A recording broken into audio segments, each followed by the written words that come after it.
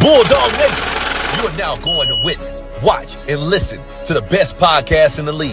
Get set for a wild ride with From the Hill Podcast, featuring Wayne Cartwright, Damian Green, Tanarius Gooden, David Thomas, Jennifer Murray, and Corey Williams. Don't miss out. Subscribe now to From the Hill Podcast. It's time to turn up the excitement and make some noise.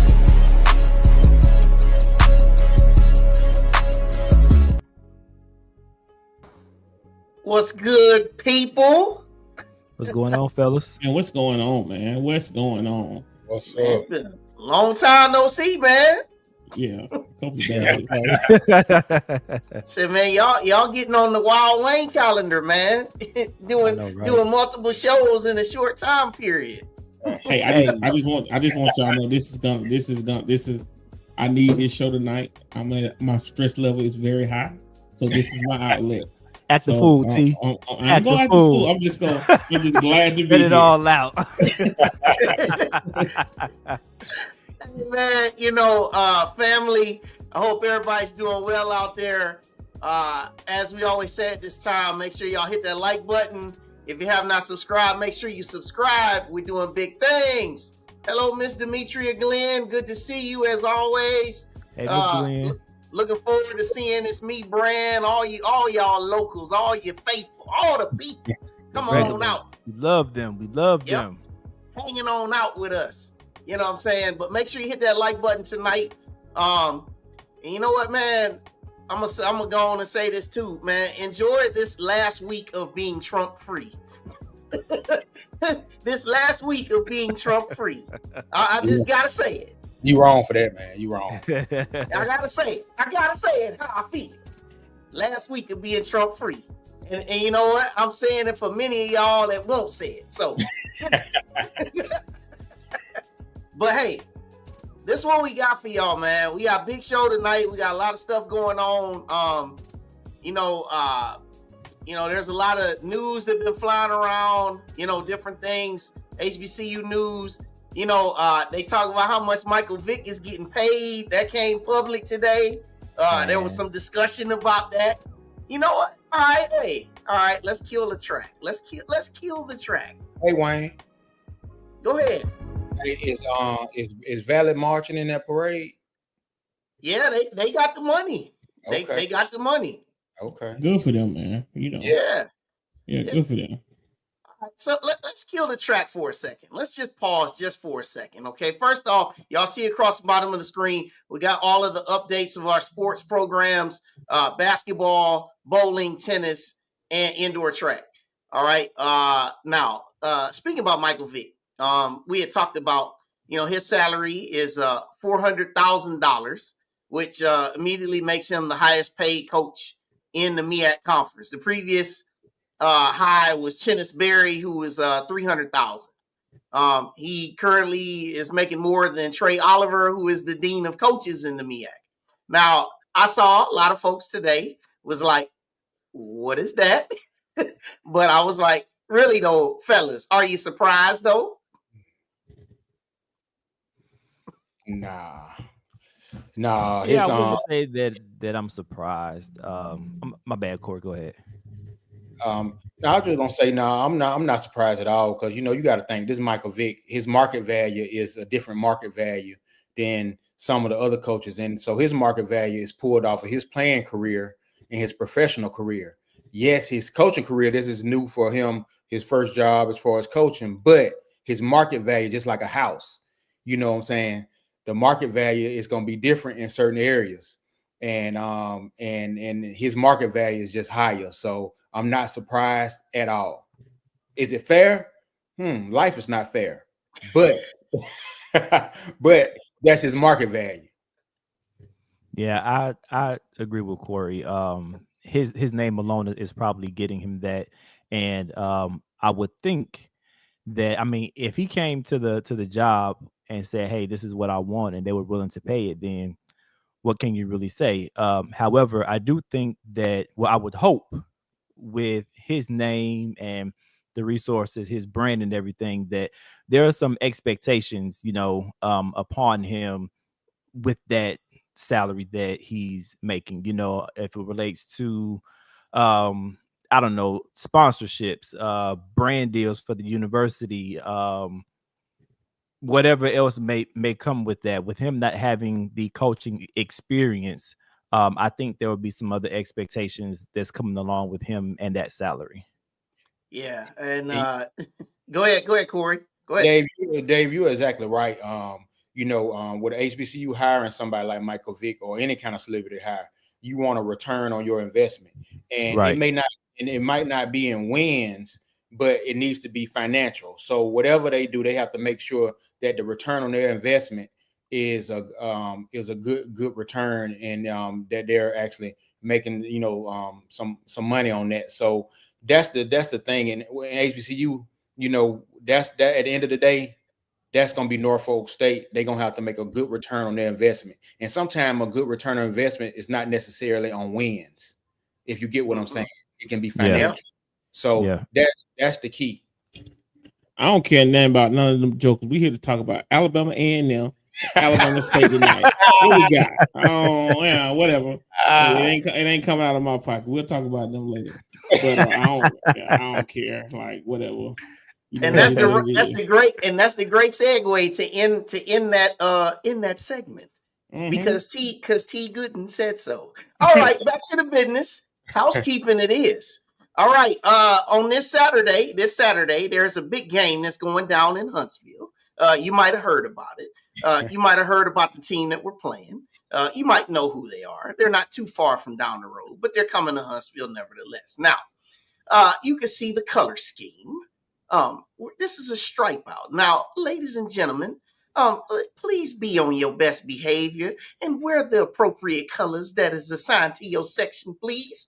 Don't come showing up saying that, well, I wear this black sweatshirt every single game. Now, this is not the time for you to be wearing that black sweatshirt. This is time for you to be wearing your maroon or your white. If you don't have maroon, you've got until Saturday to get you something maroon. If you don't have something that you like that's white, you got until Saturday to get you something that's white and right. Okay? T. Gooden, you got something to add? Tell the people something. Absolutely. The perfect thing about this is we live in a city that has the school here, Alabama A&M. We used to could say you can't go get anything that's maroon or white. At the very least, you can go get a pack of white Hanes or Fruit of the Loom t-shirts. At the very least.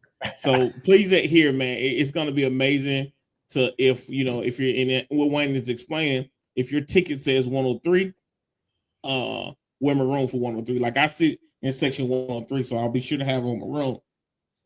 If it's 102, wear white.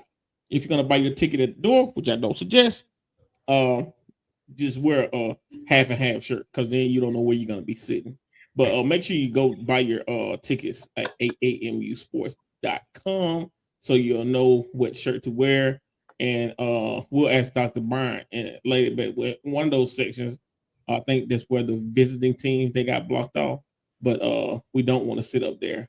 But we'll ask Dr. Bryant what that section may be next. And all right, now go ahead, Corey. And we ain't gonna do right. Yeah, you know how it is. They say we ain't gonna do right. I'm gonna look in the stands and just see if everybody. I'm gonna be optimistic. We're gonna do right, Corey. Okay, well, I'm encouraged. Then I'm hopeful. Jonathan Barrett had a good question. If you go to amusports.com, it'll show you what the general seating is, and general seating is still color coded. So you can go to amusports.com and choose your section. And there's a general seating. I know 103 is reserved, and I know for a fact 113 is a reserved. But if you go online to see your ticket, if you purchase a ticket, you'll see what's general admission. Y'all go out and do right, and because Crystal and her team is working very hard on making this a success. Yes, I was just going to mention that too, Corey, because the athletic department works hard to try to put on events, create themes that's going to, add to the game day experience and the game day atmosphere. We already know us playing that school down the road is going to be a intense game because there are, in-state rival. But when you add these themes and things that's going to engage the crowd, it makes the game a whole lot better. So definitely please participate in this.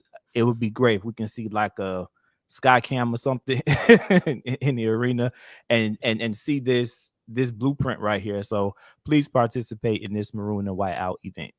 Absolutely. And yes, thank you, Crystal K, for your great hard work. Yes. And also in conjunction with this event, it's also alumni night. Okay. So the alumni, they say the alumni is to sit in sections 105 through 107, and said that you'll receive a spirit gift at check-in. All right. Now, Wayne, I'm sorry to cut you off, but I'm gonna go back with that. 105, 106, and 107. Go back to the screen you just showed. So alumni, if you sit in 105, wear maroon. 106, wear white. 107, wear maroon. Wear maroon. Now that doesn't affect the alum that already have reserved seats and season tickets. You wear your corresponding color. That's just for people that might come in town and do walk-ups.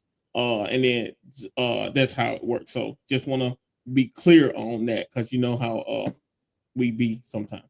Absolutely. Students too. Y'all students, y'all like to have your own fashions and things on. If you can make your fashions, correlate with those colors in the section you're going to be in. Right. And like Demetri said, don't you come in with that pink shirt now. Nah. Don't do all that. You got right now. Now, last but not least, I want to show T was gracious to pull this video. This was shared because y'all had a little bit of snow down there in Alabama. So this is just a little video that a few of the students came together and made. This has went viral, and it's about 33 degrees out here in Huntsville. And we just come to tell y'all this.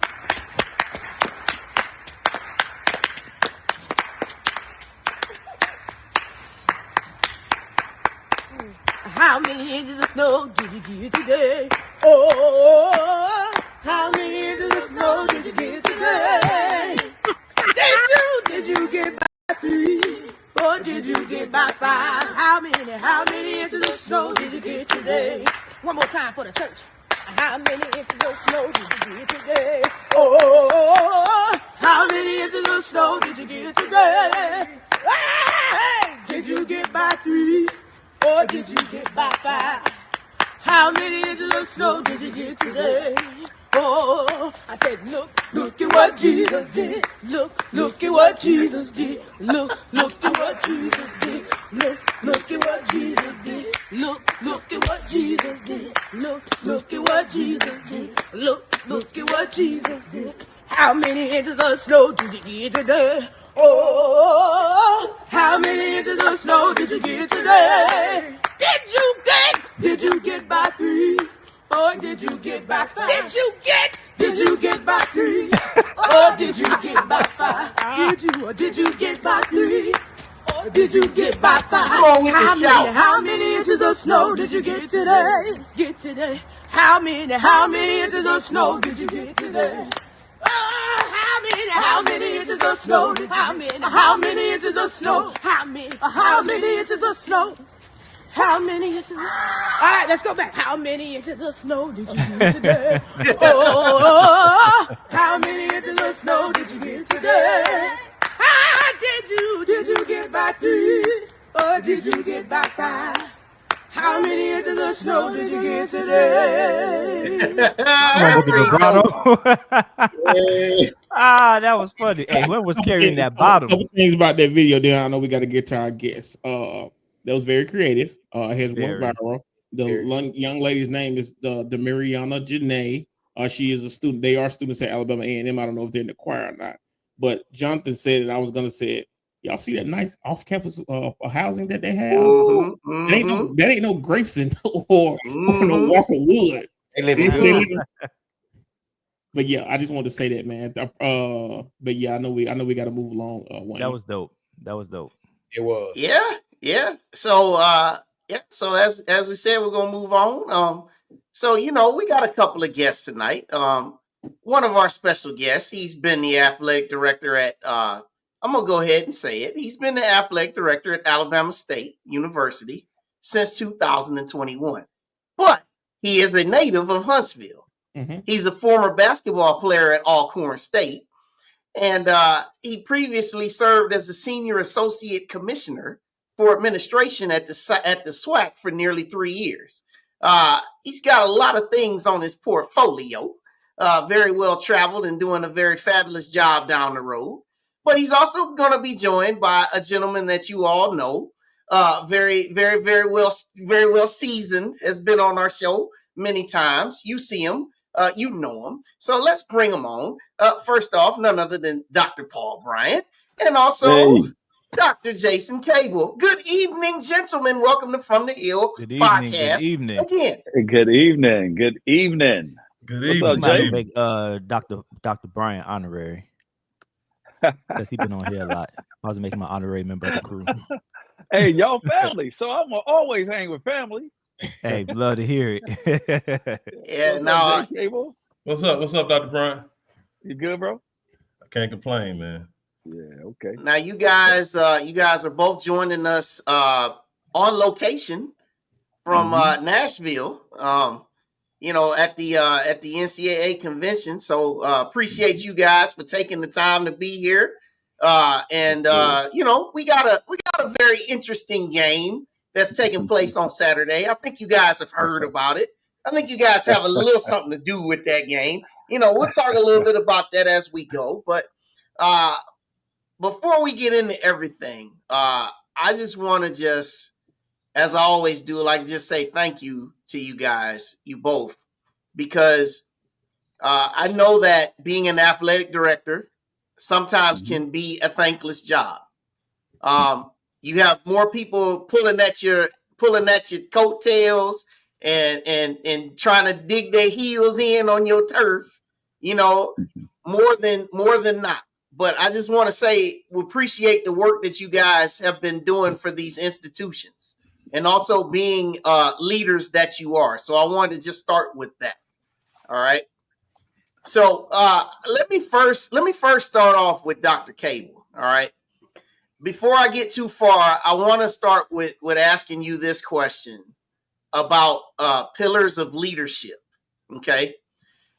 Because this is a very interesting time that we're in with athletics, not just HBCU athletics, but athletics on the collegiate level, period. So when it comes to your pillars of leadership, how valuable do you see your level of leadership and your style? Like, how do you apply that in today's market?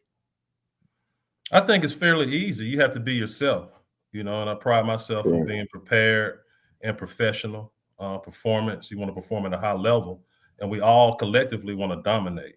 And so that's what we talk about every day. You have to be prepared. Obviously, professional, that's the height of any industry that you're in, right? If you're an athlete, if you're a professional athlete, then you do those things to be professional. And so in this landscape, I don't think the leadership pillars change. I think you draw closer to them because change is inevitable, particularly in Division I athletics right now. So you have to have a strong foundation to continue to lead through these challenging times. That's what's up. Go ahead, Dave. Yeah, I wanted to ask real quick. Within the HBCU space, we like to, rival each other in just about everything, right? And with athletic directors, I know that you guys are always trying to find ways to fundraise, improve attendance, get things for your coaches and your student athletes. I wanted to know, because a lot of people think that this doesn't happen, but can you guys, both chime in on collectively HBCU athletic directors or the athletic directors here in the SWAC? Do you guys ever, come together to bounce ideas off of each other, figuring out collectively how you guys can improve things within your own individual institutions? Sure. You want me to start, Jay? Yes. Yeah. Okay. So the ADs in the SWAC, I think this is a very close-knit group. We talk all the time. And so although we compete on that one day, we're consistently communicating. And so if I see something that Dr. Cable is doing, I'm going to call and say, man, how did you do that? That's pretty nice. And so part of being a leadership in leadership, and I would like to add this to what Dr. Cable said about the pillars, is humility. We always have to be humble in our approach. And although, again, we could be heated rivals, but humility plays a huge role in that.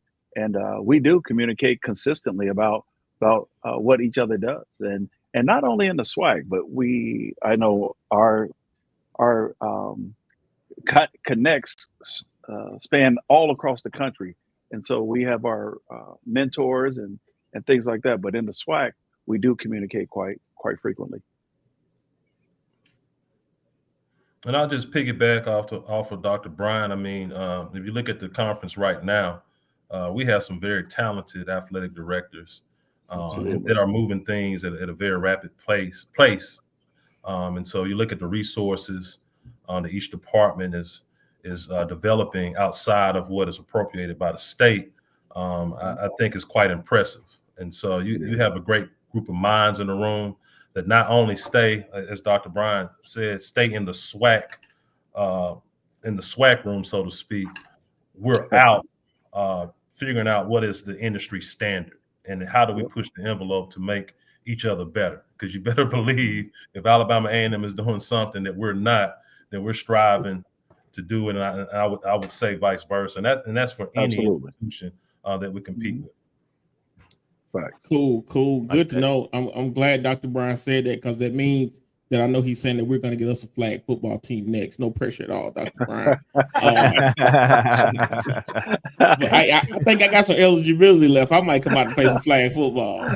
You better put on a wig. It's for women. Female, It's female. It's women's flag football. Well, okay, some of our women that got eligibility left. Y'all out there. I'm gonna clip that too, man. We gonna play that back. Yeah, please. That'll be horrible. But so I gotta welcome Dr. Jason K. First, I want to say, when I reached out to you to ask, could you be on the show, you said yes without question. So I appreciate you for coming on the show. A question for both of you guys. We kind of talking about it earlier today, and our brother DT, he likes to talk about this a lot as well. So Michael Vick got a salary of $400,000, right?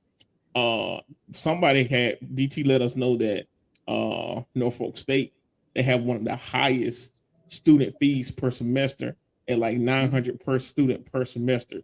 Looking at our schools, A&M is at $69 per semester. If I'm looking at the student athletic fee, and I know if there's another fee, you're gonna let me know, Dr. Brown. Also with you, Dr. Cable, based on what's on the internet, that says student fee is only $50 per student for a semester.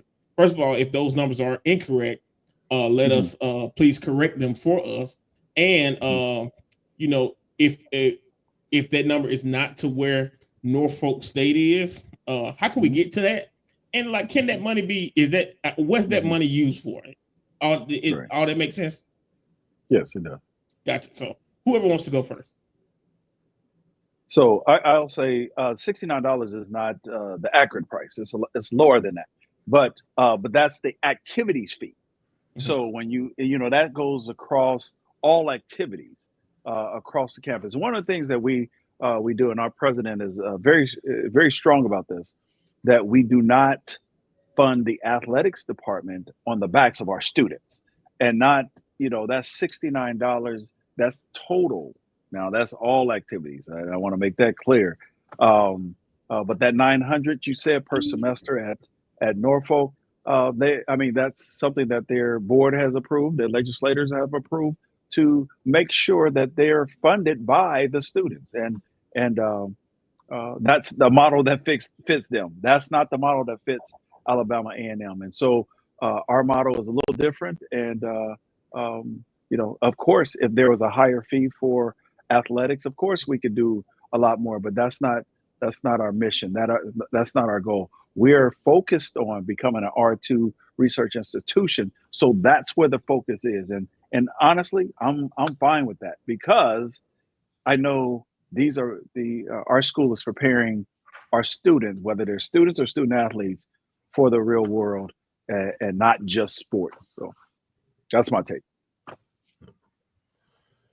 And we're aligned in that regard. At Alabama State, we have the same philosophy.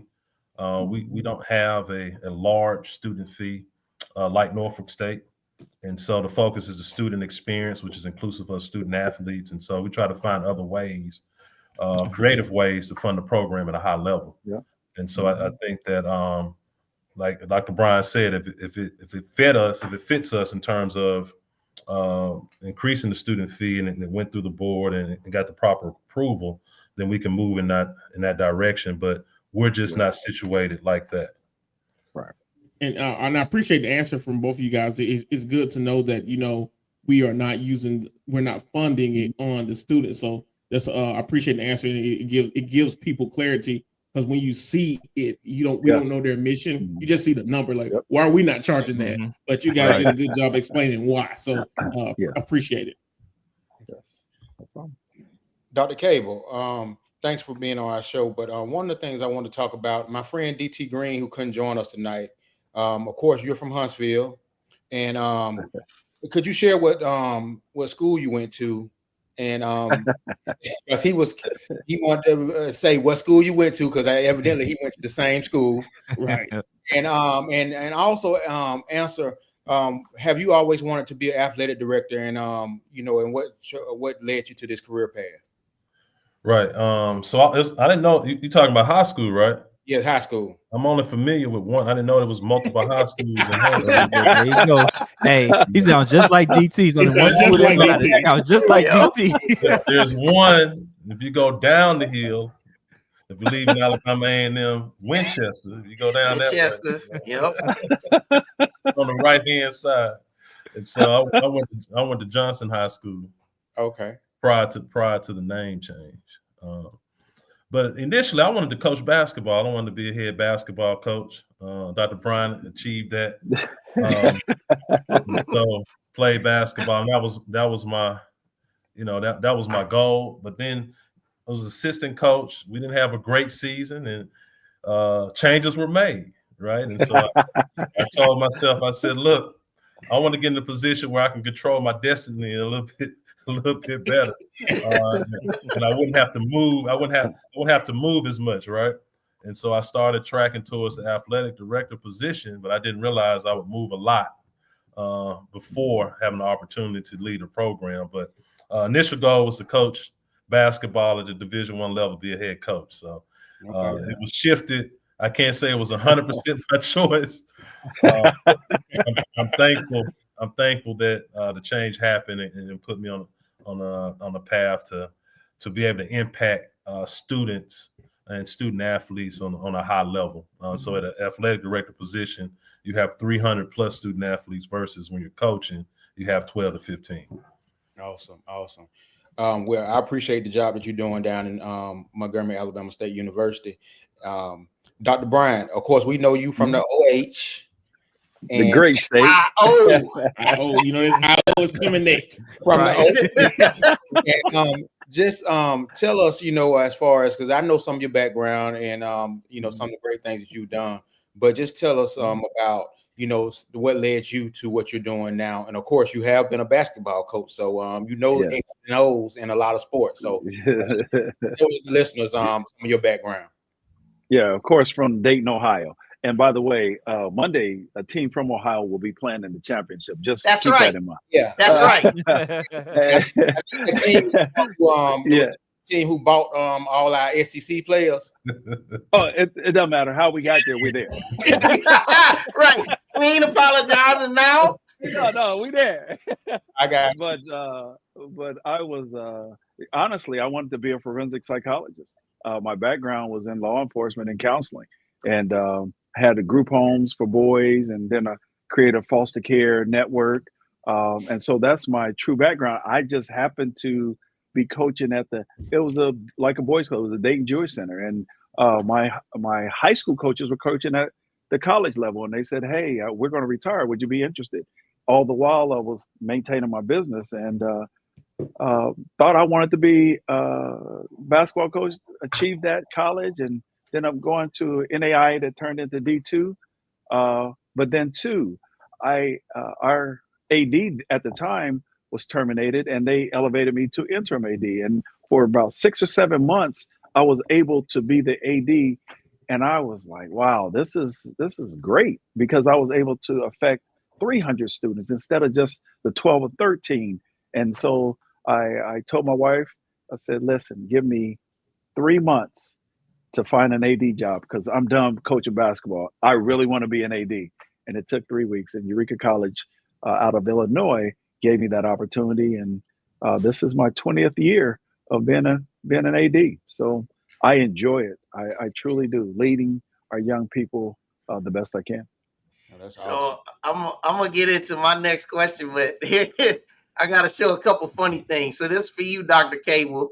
Say you can always tell a J.O. Johnson Jaguar, but you can't tell them nothing. And then Edwin Moore want to tell you, Dr. Bryant, said so we supposed to be watching him on First 48. And then Dave said guest starring on NCIS. literally, that's what I wanted. I really wanted to be a forensic psychologist. And if you look at my bio in college, that's what my goal was, to be a forensic psychologist. So dealing with the criminal mind. So, hey, I'm on here with 5 other guys dealing with the criminal mind. Talk to me. No, just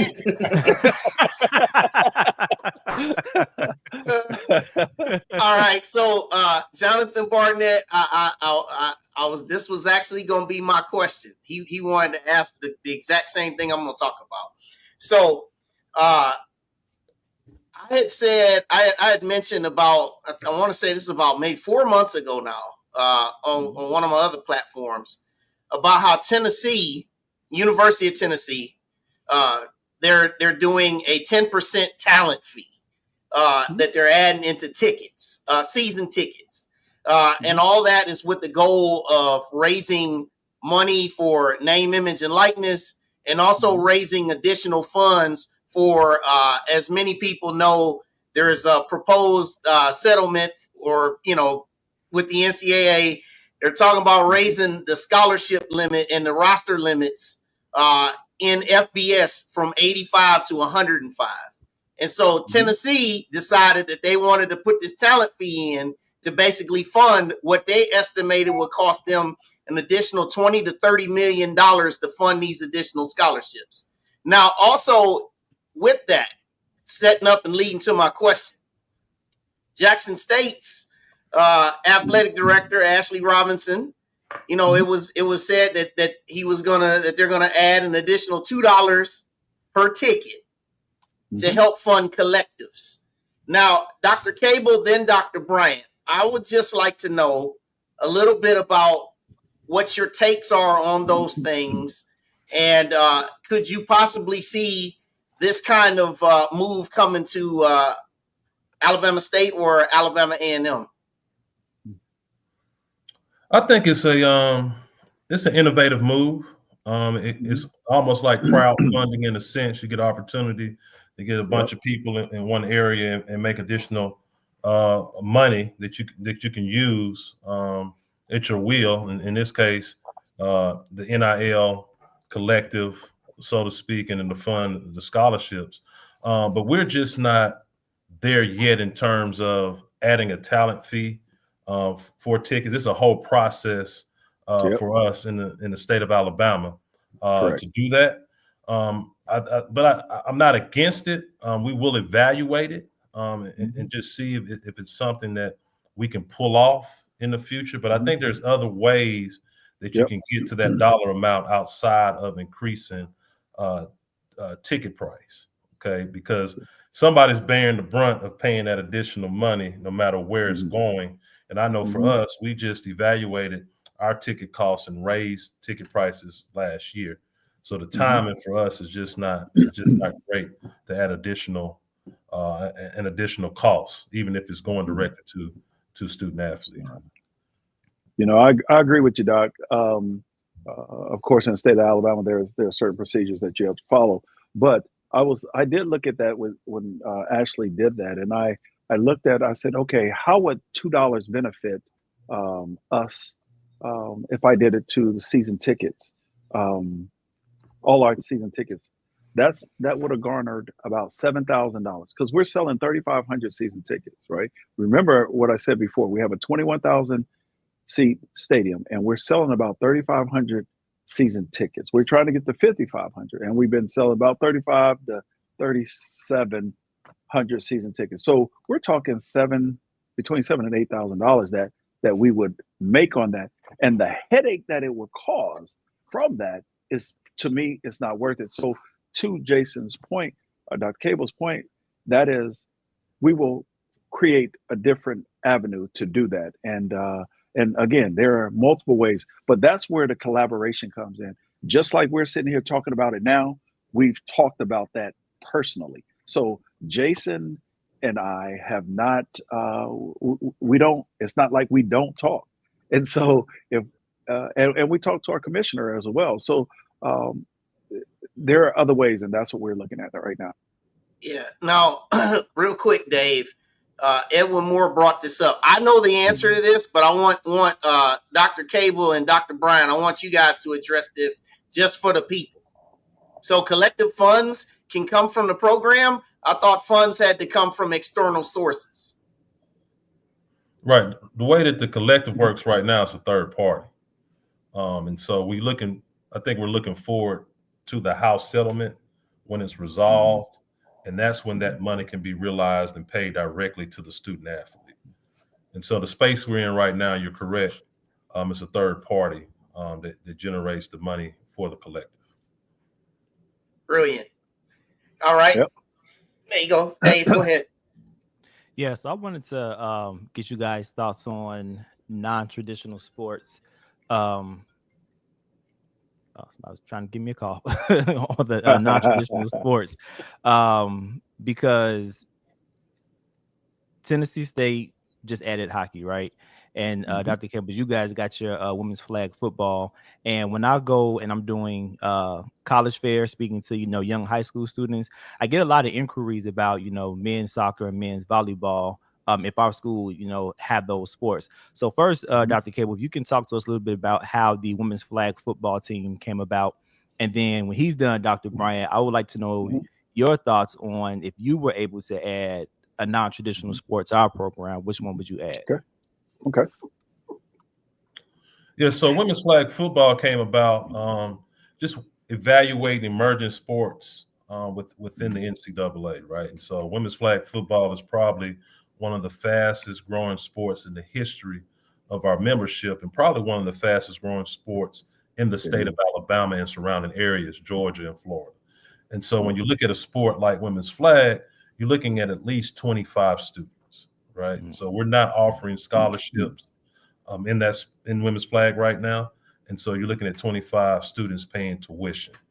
And so if you look at the overhead in terms of adding women's flag football, we have a football field, jerseys, cones, paint, flags, right? Those are the major components of the program. So we felt that it was a value add in terms of attracting additional students and providing unique opportunities for our women on campus and our recruits coming in, so to speak. So we want to attract students from high school that may be playing flag right now. Right now, it's not a direct pathway to a Division I institution.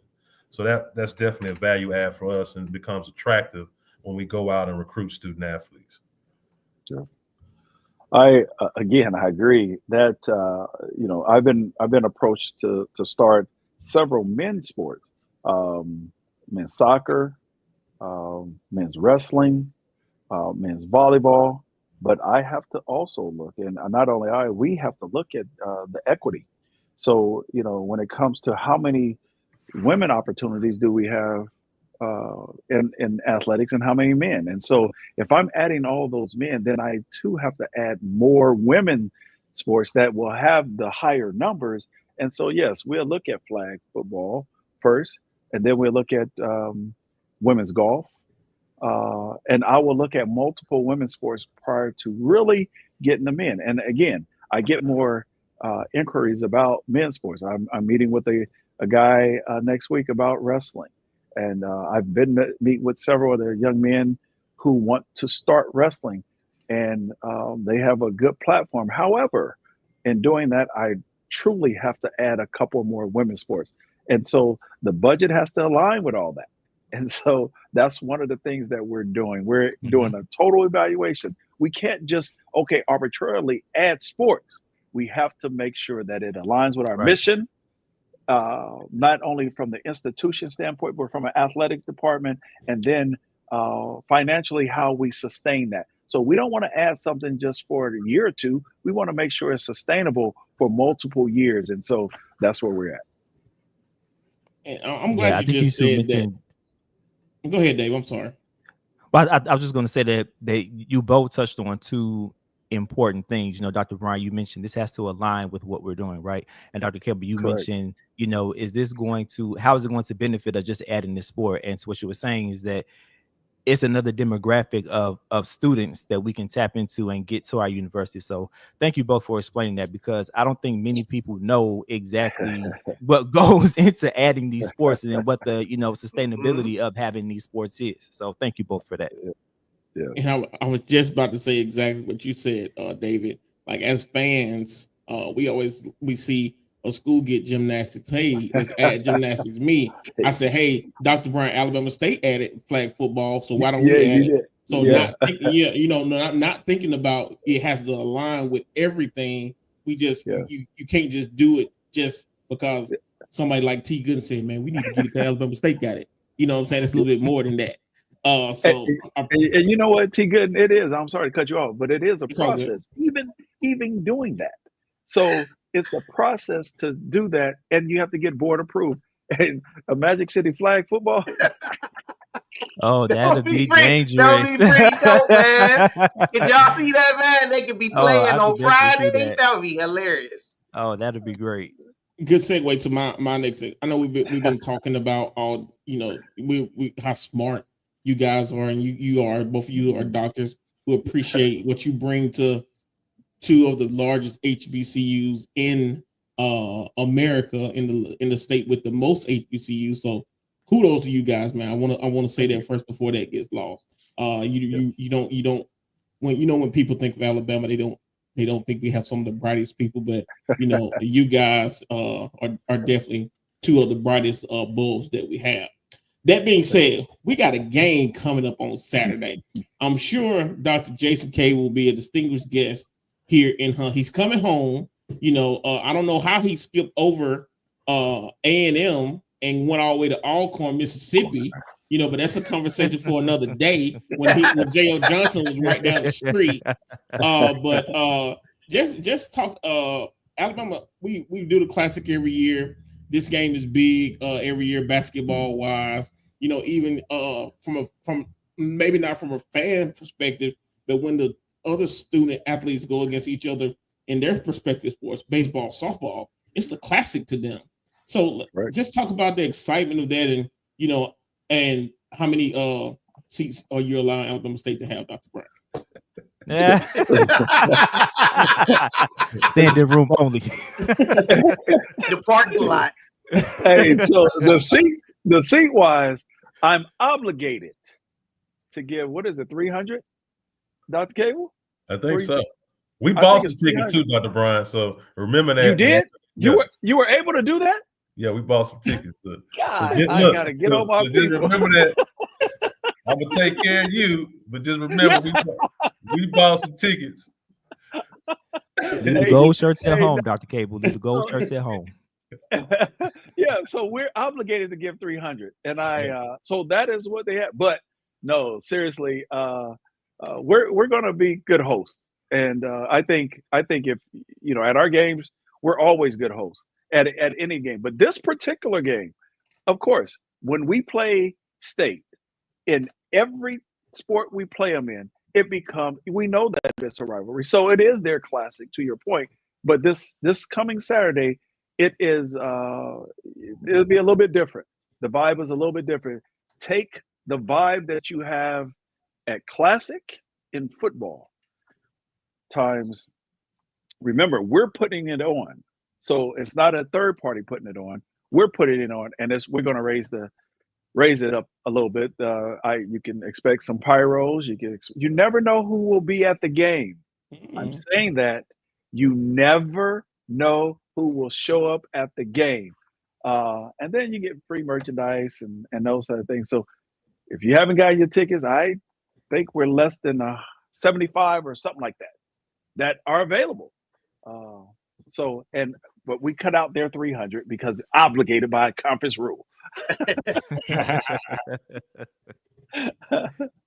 Yes. All right, Jay.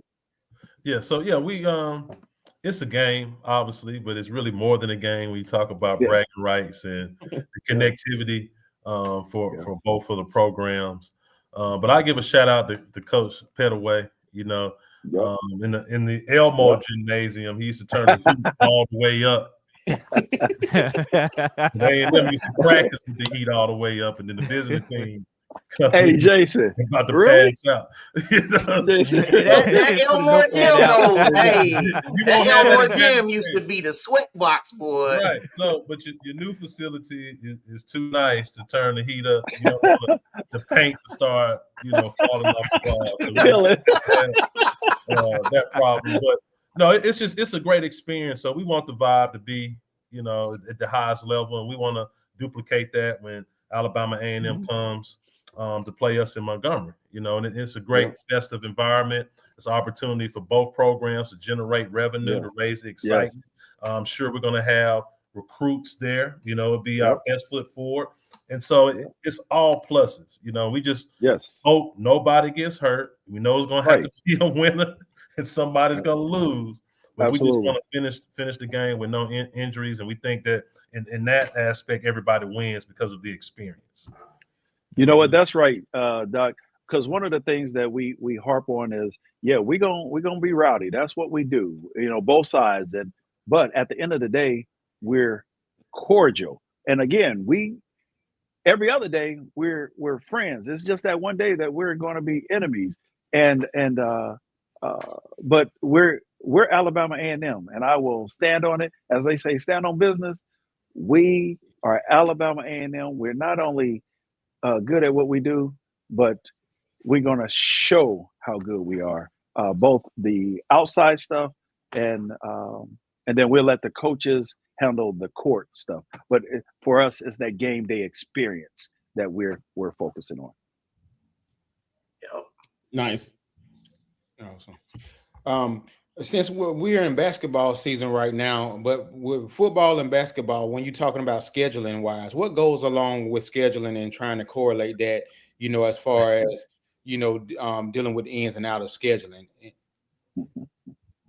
Jay, how much time you got? Hey, come with it, man. Come with it. Bring it. Give us the dissertation. We like home games, so we try to schedule as many home games as possible. Obviously, there's opportunities to go generate revenue by playing guarantee games. We're going to be very selective in the types of guarantee games we play. One, with how close is it to our home base and our fan base? Can we get any national exposure by playing that game? It's more than just receiving a check, going to play and receiving a check. It has to be something that really benefits the university more than that. So I think last year we had 9 games in the state of Alabama. And for us, I think that's a pretty good schedule. It's hard to get. That was a perfect mix, but it's hard to get that, to duplicate that year in and year out. I know our people, they see the schedule this year, they're like, what happened? We're not playing, but it's some of the things that the common fan may not know. We don't have total autonomy over the conference schedule. The conference schedule is planned out to 2030, right? And so now you have 8 conference games. Some years you can play 12, some years you can play 11. And the years that you can play 11, you only have 3 games that you can schedule. And for us, we play Tuskegee on Turkey Day, right? And so now we only have 2 games that we can schedule. So it leaves very little room in terms of being creative and trying to get the right mix of revenue and opponent and distance. Those are the things that we look at. I agree. That's exactly what we look at as well. This coming year football, we're playing Arkansas. So we said, well, we're going to, I know President, that was one of his things. We're going to try not to schedule those those big SEC games, but we're playing Arkansas. And the reason why, one of the main reasons why we're playing Arkansas is because of the NIL. So I look at my expenses. So we're going to make about $700,000 for that game. So I cut all of my expenses to about 150, right? And so my goal is to net out 500,000. So then I'm able, after all my expenses are paid, then I'm able to utilize that 500,000 to create that collective that I keep talking about, to use towards that, because we're going to have to start doing more for our student athletes. And so I'm gonna just say I'm using someone else's dollars to create that, right? And so that's been my mindset in scheduling. And to be honest, I know our president, he just does not like us playing those games. However, to get to a means to an end, that's what we're doing for next year. Yeah, that's some good stuff. So I'll ask this. I know that a lot of parents, and I have a 16-year-old that wants to run track in college, but there's a lot of parents who are out here who, in today's day and age, they really want their kids to be in college and also to be able to participate in college. Now, we know the statistics are what they are in terms of how many kids actually can get into college and actually participate in athletics in college. But just given where we are in 2025, from a Dr. Cable first and then Dr. Bryant second, what would be what you would say to parents, what they need to know about their kids if they're in high school trying to participate in college athletics? I think the commitment and dedication, you can't say that enough, because when you go from high school to college, it's a different level of commitment, it's a different level of time, it's a different level of expectation. So you have to try to front load that when you talk about going to the next level. And I think in this landscape, we always talk about going Division I, right? Mm-hmm. But that may not happen just by sheer numbers. With the transfer portal, with eligibility being in flux in terms of season of competition waivers being granted in certain situations, which is flooding the available student athletes for recruitment that already have college experience, you may have limited opportunities at a Division I level coming out of high school. And so do not shun opportunities to participate at Division II, Division III, NAIA level as well. So be open-minded and just understand, when you leave high school and you get to college, you're leaving recreation. And I know it's competitive, but I'm just giving a comparison. You leave in recreational athletics and you're coming into a business, right? And that's where we are right now, more so than ever, in each level within the membership. And to use that, I echo what you're saying, and to use that model, you're coming into a business, so you have to be, when you're in recreational, as Dr. Cable just said, you have to be coachable.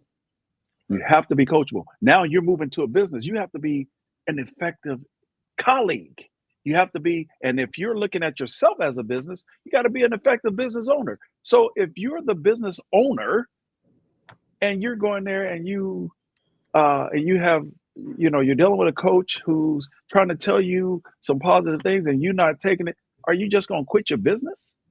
Are you just not going to invest in your business? So now start looking at yourself as a business instead of just as a student athlete. And is this model, do people like this model? No, but this is where we're going. So you have to change your mindset. And you guys know that I constantly talk about mindset. You have to change your mindset and be a business owner, be a complete business owner yourself. Yeah. And this is my last thing, because this one, you just brought up transfer portal. Now, Dr. Cable, I know you have extensive background with compliance. So when it comes to transfer portal and compliance, can you, Dr. Cable, tell us what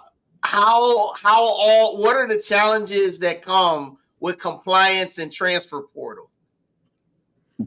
I think the challenges have gone away from the standpoint that there's no restrictions in terms of how many times you can transfer, right? So it used to be you had to sit out a year. There was some academic stuff that you had to go through, but now kids don't go home. So you're in school summer, fall, spring, summer.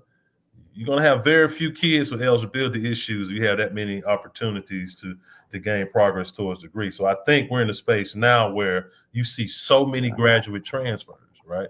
And that's because they have the opportunity, they have the academic opportunity, which aligns with the athletic opportunity. So that's great. I think the challenge you get to is the retention piece, right? In the program, from a competitive standpoint, it's hard to keep your better student athletes in your program. And I think that's going to win the day, particularly at our level. If you're able to retain your better student athletes, keep them on campus, particularly at our level, you're going to be successful. So from a compliance standpoint, I don't see any true threats other than retaining your talent and keeping them at home base. Yeah, and Dr. Cable, I would like to add to that. The only other threat I would see is if they transfer so many times, is the transcripts of all their transcripts that they transferred from. Yeah. That is probably the only and people say, well, what? No, I need your transcript. and okay, well, sometimes they don't want to tell you that they went to, I'm gonna say where I coach, Sinclair Community College, but they really didn't do well that first semester. They transferred to another school and they never put that on. So we have to put out that transfer or the tracer to, oh, wait a minute. Didn't you go to Sinclair? That's the only other challenge I see. Trying to brush it under the rug. Yeah. Oh, well, not only with there and but we need to see that. Yeah, because that question comes up a lot, even from amongst us fellas. It's like, hey, you played at 4 schools in 5 years. Like, what kind of academics did you get done playing at 4 schools in 5 years? Mm-hmm. Yeah. I think that's to add to Dr. Cable's statement was the only other challenge other than retention. All right. Well, hey, gentlemen, this has been great. And T. Gooden, go ahead, man. No, I would just want to say again, thank you both for being willing to come on and speak with us. I really do appreciate it, and what we really do appreciate it. And what I think we've said this before, but I want to put it out here again. Like, this is something that Alabama A&M alumni came up with. Just an idea we came up with. I challenge other universities to take those groups and do the same thing. I want to be able to tune in to Alabama State based podcast and watch that, or I want to be able to see that, because all it will do is make us better, and it keeps our future. It keeps the future students and athletes informed along with the alumni. So I challenge people that maybe from Alabama State that are watching this tonight to definitely do some stuff to put it together so that you can keep your base informed like we try to do ours. Mm-hmm. Yep. And I echo what T. Gooden said, and you guys have been great. Dr. Cable, you enjoy Huntsville. Hopefully you don't enjoy it too much this weekend. Right. Look, we're coming to compete at the high level. That's it. Yes. Well, both teams, somebody's gonna have a 1-game winning streak. Right. We know that. Right. We're going to start that on Saturday. Somebody's going to start a 1-game winning streak. Right. Dr. Cable, Dr. Bryant, we appreciate both of y'all. Salute again for all these great information, great knowledge, and your professionalism. God bless y'all. I know we're going to talk to y'all some more, so we'll see y'all later. Go ahead, Dr. Bryant. One last thing. Both Alabama State and Alabama A&M, we're going to do a text to give. Of course, funds will text for Alabama State, Alabama A&M. We're going to do a challenge. So on Saturday, we're going to do text to give. Alabama A&M, let's show up and show out like we always do. Text to give. There we go. Alabama State, let's do the same. Absolutely. Look, Go. whoever raises the most money keep both pots, or how does that work, Dr. Bryant? Ooh. No, sir. I'm just gonna take it. I'm just gonna keep it regardless. You talked about using somebody else's money to fund, That's exactly why I say, hey, Alabama State, come on. I mean, Alabama A&M, text again. We're gonna get you. We're gonna, but I'm just saying. That was classic. No, sir. No. Right. Yes, sir. All right, guys. We appreciate Thank both you. of y'all. Thank you And so much. and we'll see you guys. You guys will see both of them Saturday. See you I'll be both Saturday. I'll be thinking about you guys up here in Ohio. So God bless both of you. Thank you. Yeah. Thank you. All right. Thank y'all. All right. Appreciate Have you. a All good right. one. Go Bulldogs. Yes. All right. Off they That go. was great. That was great, man. I really enjoyed that we get a chance to get Dr. Bryant, as always, but also having Dr. Cables on, because within the HBCU space, we have a lot of conversations, right, about these things. And so we just, go off of opinions and what we see other schools doing, but we never know the insides of what's happening within our athletic departments and what it takes to make certain things happen. So when we have the ADs on, and this evening we had I forgot his name, AD Gaucher on as well. We get that From inside Nebraska. information, Nebraska, and it helps us, expand our knowledge. So when we start having these conversations again, we can be more informed and just, letting everybody know, it's not always that. You got to take this into consideration too. So I appreciate having them. Yeah, I totally agree with what you said, David. Like, we have these conversations amongst ourselves. We tend to assume that we know what's going on behind doors that we're not even behind. So we do that a lot with conversations amongst ourselves.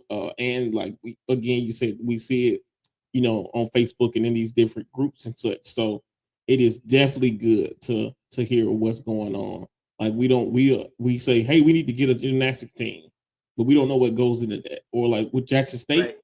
Jackson State added $2, so we didn't add $2. We're so behind. Well, you don't know what state laws that is preventing that. Right. So, Exactly. you don't know. So sometimes we got to dial it back a little bit.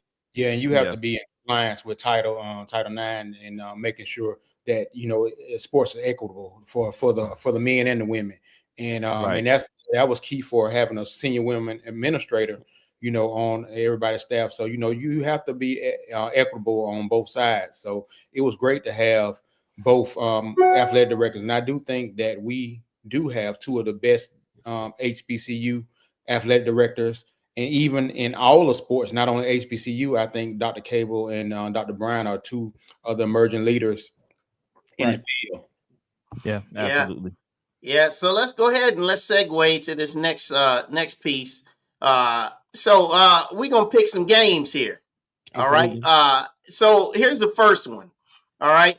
Texans. We're gonna do NFL first. So everybody, as you know, go ahead and put your picks in the comments. So this is the first one we're gonna do. We're gonna do Texans at the Chiefs, 4:30 Eastern Saturday. Chiefs coming off their bye. The Texans, they forced a lot of turnovers against the Chargers. They're a huge underdog. In fact, it's 8.5 points. The Chiefs are favored by.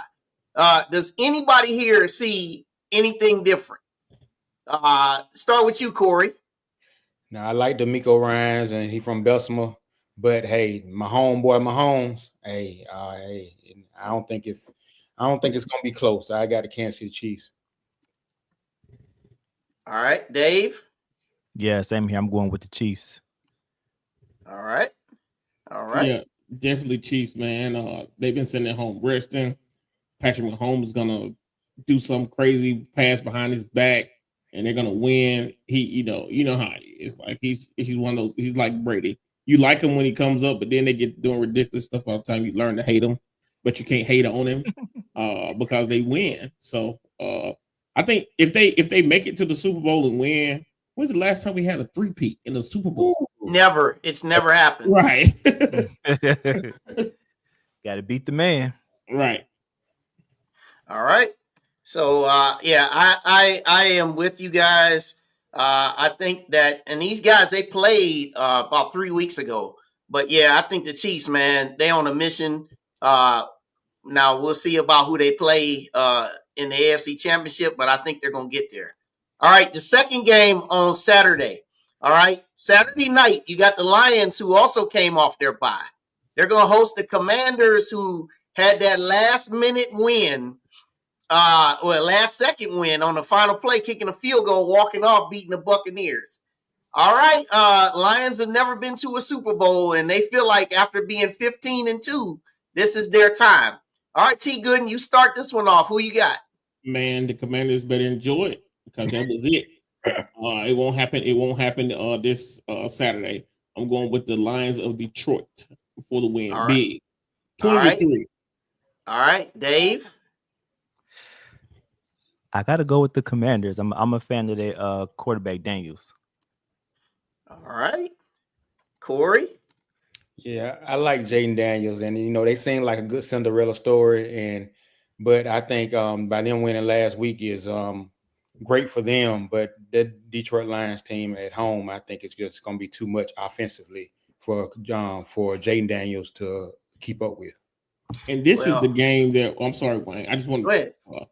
This is the game where they kicked the field goal and it hit the upright and it still went in. Normally, when it hits the upright, it doesn't go in. No. Right. Okay.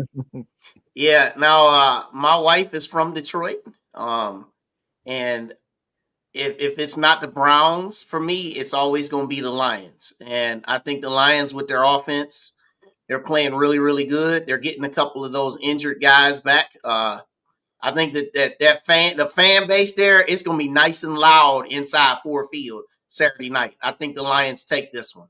All right, now let's go to Sunday, man. The Rams. The Rams looked so dominant yesterday. They sacked Sam Darnold 9 times and beat the Vikings 27-9 to advance to take on Philly. Now, Philly looked a little shaky against the Packers this past Sunday. All right, so the Rams are matching up with the Eagles. They played earlier in the season in L.A. The Eagles won that one, but now this is a different story. They're in Philly. All right, Dave, who you got this one? I'm going with the Eagles. I was going to say the Rams. I'm going to go with the Eagles. All right. Corey, who you got? Hey, it's about matchups. And yeah, that Rams, that defense did look dominant. But I think matchups-wise, I think with the running game with Saquon Barkley and Jalen Hurts, I think they'll be able to slow the Rams down. And I think I look for I got the Eagles winning the game. It's going to be close, I think, but I think the Eagles going to win. All right, T. I'm going with Boys to Men, Will Smith, and one of the favorite sandwiches in life, Philly cheesesteak. I'm going with the Philadelphia Eagles for the win. Brotherly love. Now the Rams, they've been through a lot. They're in LA, and they definitely carried that spirit with them last night. The Eagles, man, y'all got to figure that passing game out now. I think the Eagles are gonna get this one done. I think it's gonna be close, but I think the Eagles are gonna find a way. They're gonna get this one done and get to the NFC Championship game. But man, the Rams, I like the look of them, man. They definitely look like they coming on. All right, the last one of the weekend in the NFL, the biggest one. We got the Ravens coming into Buffalo, 6:30 Eastern, Sunday on CBS, man. I'm so excited about this one. These two teams, they played back in week 4. It was in Baltimore. The Ravens beat them 35-10. These teams are totally different now. So, Corey Williams, Ravens or Bills? Man, hey, both of these teams are legit. Winner this game, hey, take the MVP. Let the house, whoever win between Josh Allen and Lamar Jackson. But, Buffalo's at home. But for some reason, I think Lamar Jackson and the Ravens, they on a mission. And so I think they got something to prove, and I think they're going to go on the road and beat Buffalo. So I got Baltimore Ravens. All right. T. Yeah, so I'm going to go with the Ravens, man. I don't care if it's in Buffalo. And like Corey said, whoever wins this game will more than likely be the most valuable player for their team. This is a good deciding factor for it because even though I personally think Lamar Jackson should win it, but if he wins this game, I think it's the nail in the coffin between him and Derrick Henry, man. Like how they played last week. If they play anybody like they played Pittsburgh last week, I'm sorry for them. All right, Dave. Yeah, I'm right with my brothers here. I'm going with the Ravens. Hey man, do I gotta be the lone wolf here? Yes, you do. You know, Buffalo last year was in this same position, and they hosted the Chiefs in this same position, and the Chiefs got them right there at the end. Buffalo has had this chip on their shoulder the entire season. Josh Allen has been carrying this team. They've been playing sound defense. I think that, yes, the Ravens look great, but I think defensively, I think the Bills are going to do just enough. And I think offensively, I don't even think it's going to be a shootout. It's going to be cold. I think this is going to be a game where it's probably in the 20s. But I got Buffalo winning this game, man. It's close. It could go either way, but I got Buffalo. All right, last but not least, y'all already know where I'm going on this one. But this is the CFP, the national title. It seemed like they've been playing for 2 months. Man, what? And now we come to the championship on Monday night down there in Atlanta. Got Ohio State taking on Notre Dame. T. Gooden, you go first. Oh, I get to say Notre Dame first. What y'all got after that? We gonna have Notre Dame, man. I for some reason I just think it's gonna be them. Like if it was anybody else against Ohio State, I'm leaning heavy Ohio State. But just for some reason, I think the Irish get lucky. Yeah. Dave. Yeah, I'm gonna go with Notre Dame also. I was gonna go with Ohio State because last time I picked against Ohio State and lost that one. So I'm staying with Notre Dame. I'm staying with Notre Dame. Corey, make some sense of this. Man, like I said, I think Ohio State, they generate some of the most revenue, and they done bought some of the best players. They got a good squad. And they got some of the best talent on this year. And I think they've overcame. They've had 3 good games, and they challenged by Texas. That's a game that they really could have went either way, but they were challenged. But I think Ohio State will, and Ryan Day will walk off with that national championship. Yeah, you guys already know where I'm sitting on this. I live in Ohio, live here in Columbus. Been an Ohio State fan my whole life. We've had a whole lot of disappointments over my life, losing to Michigan and, losing certain games. But, we won the first edition of the college football playoff back in 2014. And we're going to win the first edition of the college football playoff in the expanded format here in 2025. So, yeah, I expect us to walk off victorious, and it'll be great, man. But shout out to Marcus Freeman because he has done a phenomenal job with Notre Dame, and I got nothing but love for him. If it wasn't Ohio State playing, I'd be rooting for Notre Dame all day just because of him. Yes, he did. And they should be giving him a big-time raise because they didn't got $14 million on the last 2 games, and they don't have to share it with nobody. Wow. Nobody. So give Marcus Freeman his piece of the pie. Right. Yep. All right. So with he got all them kids, he gonna need it. Yeah, he got 6 kids. And so with all that being said, here's what we got for you on next week. Coming up on the next episode of From the Hill Podcast, head softball coach Bryant Daly will join us. Plus, interim baseball coach Lewis Whitlow. Won't you join us live Tuesday, January 21st, 8 p.m. Eastern, 7 p.m. Central. It's fun. It's you. It's us. It's From the Hill Podcast. All right. So that's next week. On the diamond. Yep. baseball and softball. Hey, so everybody, make sure you like the stream tonight, okay? Also, we gave you all the information about the game on Saturday.